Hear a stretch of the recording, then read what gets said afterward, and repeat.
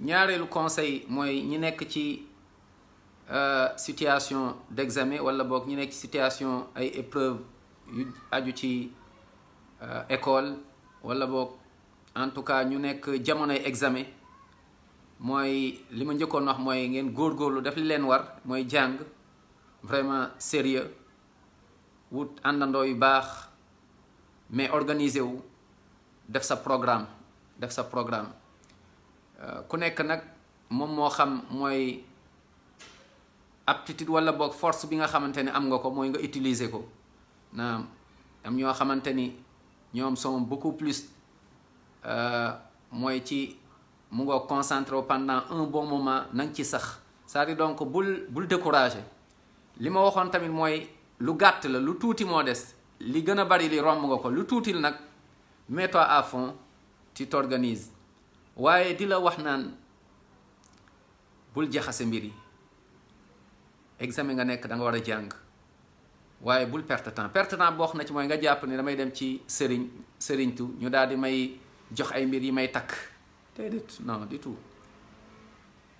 ñi gëmul yàlla ñu ngi def ay examen di ci réussir te xamuñu sax yu ay sëriñ ak yu mel noonu kon bul dem ci benn ay sëriñ ay ñu xoolal la seetal la li daf may fàttali benn anecdote sax benn xarit boo xam ne ñoo jàngandoo moo ma nettali ba muy waaj a def examen dafa dëkkoon ak benn mboqam bi ñoom ñaar ñëpp ñu leen nañ dem ci sëriñ mu defaral leen kii ci stylo bi mooy seen big bu ñu bindee stylo bi defaral leen ci ay ñaan ak yooyu mu ne moom du dem day jàng wakkiirlu ci yàlla kee ñu yóbbu ko ci sëriñ bi mu defaral ko ay mbir ay mbir yu mu war a nu mu tëti yu mu war a takk ak ay mbir yu jaxase ay mbir jox ko bañ demee sama xarit bi moom moo réussir waaye kooku noonu réussirul gis nga mbir yi amul secret jàngal macha allah nga organiser wu bu baax et puis bari nag looy ñaan ndax mbir yi ñaan def cee am solo aussi mooy avant ngay dem mën nga dem ci nit yàlla wala boog surtout koo yaakaar ci moom nga ne ko na la ñaanal waaye rawatina bu dee say waajur si tes parents sont encore vivants profite encore pendant leur vivant profite mooy nga dem ci sa yaay def lu rafet mooy que ni macha allah fexe sa yaay kontaan ci yow sa papa kontaan ci yow ñu ñaanal la nañ la ñaanal bul ko xeeb mu naam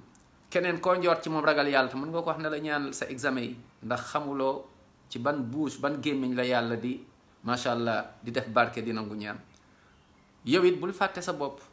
mooy ngay góorgóorlu saa yoo julli nga ñaanal aussi sa bopp rawatina nag boo sujootee mooy boo demee allahu akbar ba jël sa jë teg ko ci suuf ba ne subhaana rabbil ala ñetti yoon na nga ñaan yàlla ñaanal yàlla mu may la examen bi nga réussir waaye nga ñaan yàlla na yàlla def barke ci moom pas réussir rek fekk ni ñaata ñoo réussir après torox yàlla na la yàlla defal barke ci sa examen bi donc li ma wax mooy ñaan daf cee am solo lool addu'a yonent bi alayhi salatu wasalam nee na silaaxul mu'min mooy ngànnaay jullit mooy ñaan nit ki def nga li la war wóolu borom bi subhanahu wa taala yaakaar yàlla